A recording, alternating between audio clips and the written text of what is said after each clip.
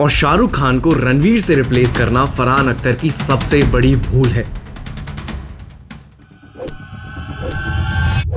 आज भी इस टीजर का कमेंट सेक्शन अगर तुम YouTube पर देखते हो, you will get to know कि ऑडियंस ने रणवीर सिंह को एज डॉन एक्सेप्ट ही नहीं किया। और जिस हिसाब से रणवीर सिंह का स्टारडम अभी नीचे जा चुका है, मुझे नहीं लगता कि कोई डायरेक्टर या फिर प्रोड्यूसर उन पर इतना पैसा खर्च करेगा। अतरंगी कपड़े पहनना, बीवी के कपड़े पहनकर निकल जाना, अननेसेसरी हाई एनर्जी हमेशा रहना, ये पब्लिक को एक टाइम तक ठीक लगा, लेकिन उसके बाद ये इरिटेटिंग लगने लगा। हाय, एक मिनट, चैनल पर अगर आप पहली बार आए हैं तो प्लीज़ इसे सब्सक्राइब ज़रूर करना और हाँ, बेल आइकन भी प्रेस करना। And the most important thing, ये आपके लिए तो फ्री है लेकिन मेरे लिए मोटिवेशन का काम करता है। So thank you, let's get started. यार, बुरा लगता है जब आप एक टैलेंटेड एक्टर हो, आप में वो पोटेंशियल है, वो कैपेबिलिटी है, वो टैलेंट है जिससे आप इंडियन सिनेमा को ट्रांसफॉर्म कर सकते हैं। आपको मौके भी मिलते हैं और आप अपने आप को प्रूव भी करते हो टाइम टू टाइम, लेकिन आपकी गलत मूवी सिलेक्शन आपको बैकफुट पर लाकर खड़ा कर देती है।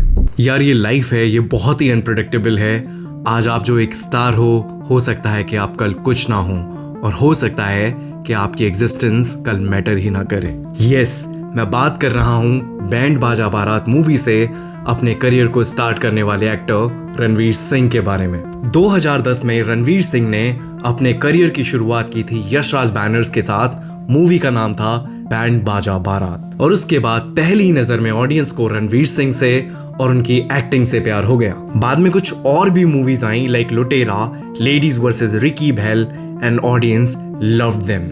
स्पेशली रणवीर सिंह ने 3 मूवीज की थी संजय लीला बंसाली के साथ। 2013 में गोलियों की रासलीला रामलीला, 2015 में बाजीराव मस्तानी, और उसके बाद 2018 में पद्मावत। और इन तीनों ही मूवीज को आप अच्छी मूवीज की लिस्ट में कंसीडर कर सकते हैं। लेकिन 2018 के बाद लगभग 6 साल बीत चुके हैं और अभी भी कहीं से कहीं तक कोई इंडिकेशन नहीं है कि कभी फ्यूचर में हमें दीपिका और रणवीर फिर से संजय लीला बंसाली के साथ काम करते हुए देखने को मिलेंगे। एक न्यूज आई थी बीच में कि संजय लीला बंसाली रणवीर सिंह के साथ बैजू बावरा मूवी बनाने वाले हैं, लेकिन इस मूवी को फिलहाल संजय लीला बंसाली ने होल्ड पर रख दिया है, जिसका मेन एंड सिंपल रीजन ये है कि बैजू बावरा हैवी बजट मूवी है जिसका बजट लगभग 200 से 250 करोड़ हो सकता था। और जिस हिसाब से रणवीर सिंह का स्टारडम अभी नीचे जा चुका है, मुझे नहीं लगता कि कोई डायरेक्टर या फिर प्रोड्यूसर उन पर इतना पैसा खर्च करेगा। और मुझे ऑनेस्टली सच में अभी नहीं लगता कि रणवीर की कोई भी मूवी इतना पैसा रिकवर भी कर पाएगी। It is not only limited with Sanjay Leela Bhansali, बल्कि बहुत सारे प्रोजेक्ट या फिर मूवीज ऑलरेडी रणवीर अपने हाथ से गवा चुके हैं। आई नो तुम्हें हनुमान मूवी तो जरूर याद होगी, जिसे हर एक ने अप्रिशिएट किया था क्योंकि बहुत ही अच्छी मूवी थी ये, जिसे प्रशांत वर्मा ने डायरेक्ट किया था। और वो एक और मूवी बनाने जा रहे हैं जिसका नाम है राक्षस, लेकिन क्रिएटिव डिफरेंसेस की वजह से ये मूवी भी रणवीर सिंह के हाथों से निकल चुकी है। शक्तिमान, जो कि एक मोस्ट अवेटेड मूवी थी, रिसेंटली बहुत हाइप भी बनी थी इस मूवी की, जिसमें रणवीर सिंह को कास्ट किया गया था, और मेरे हिसाब से वो एक परफेक्ट चॉइस भी थे इस रोल के लिए और इस मूवी के लिए। लेकिन खुद मुकेश खन्ना, जो कि शक्तिमान का आइकॉनिक कैरेक्टर प्ले कर चुके हैं, वो बहुत ही नाखुश थे कि रणवीर जैसा कैरेक्टर इस रोल को प्ले करने वाला है। मैं आपको बता दूं कि ये सब चीज मैंने कही है, पर मैंने कहीं भी ये नहीं कहा कि वो शक्तिमान का रोल करने जा रहे हैं। और फिर उसके बाद बात आती है डॉन 3 की, जिसका लगभग 1 साल पहले एक टीजर ड्रॉप हुआ था और जिसे फरहान अख्तर डायरेक्ट कर रहे हैं। एंड मेरे हिसाब से ये टीजर कम एक कोल्ड ड्रिंक का एड ज्यादा लगता है। और शाहरुख खान को रणवीर से रिप्लेस करना फरहान अख्तर की सबसे बड़ी भूल है। आज भी इस टीजर का कमेंट सेक्शन अगर तुम YouTube पर देखते हो, you will get to know कि ऑडियंस ने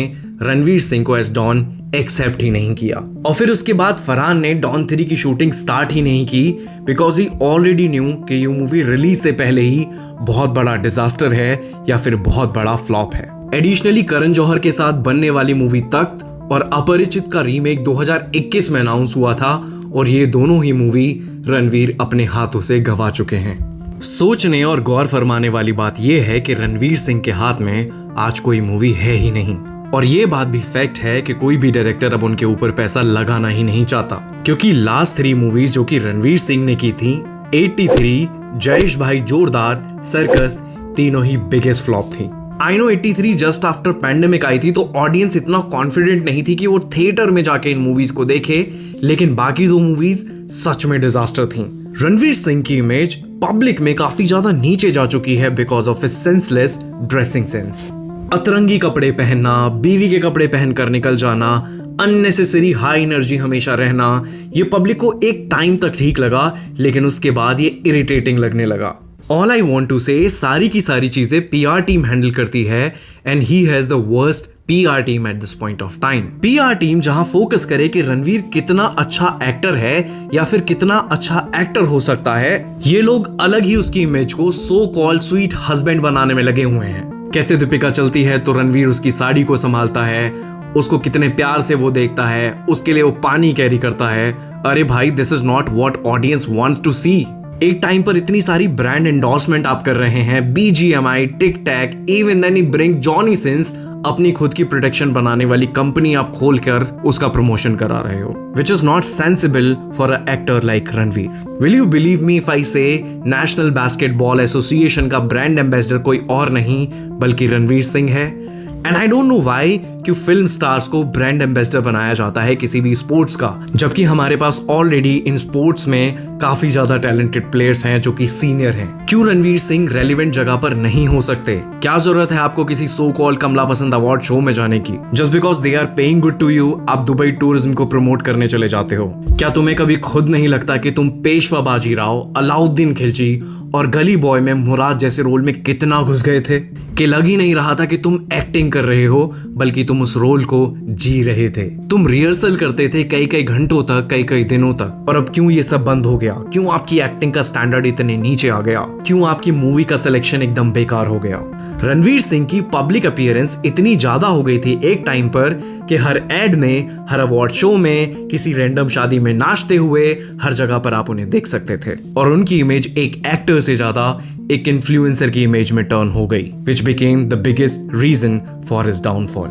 There have been several news जो कि अभी तक unconfirmed हैं, जिनके बारे में मैं accurately नहीं कह सकता, लेकिन बहुत बार डायरेक्टर्स ने कंप्लेन की है उनके अनप्रोफेशनल बिहेवियर के बारे में भी, कि वो जरूरत से ज्यादा अपने साथ स्टाफ कैरी करते हैं और उनका सारा का सारा पे आउट खुद डायरेक्टर को देखना होता है। 2018 में रणवीर सिंह ने दीपिका से शादी की थी और उसके बाद 2019 में उनकी लास्ट एक सुपरहिट मूवी आई थी गली बॉय, और उसके बाद रणवीर सिंह ने कभी भी कोई भी एक हिट तो नहीं देखी अपने जीवन में। उसके बाद कंटिन्यूअसली वो फ्लॉप मूवीज का सामना करते रहे, वेरएस दीपिका बहुत सारी फ्लॉप नहीं बल्कि हिट मूवीज में काम करती रही, लाइक पठान, या फिर रिसेंटली अगर मैं बात करूं तो कल की।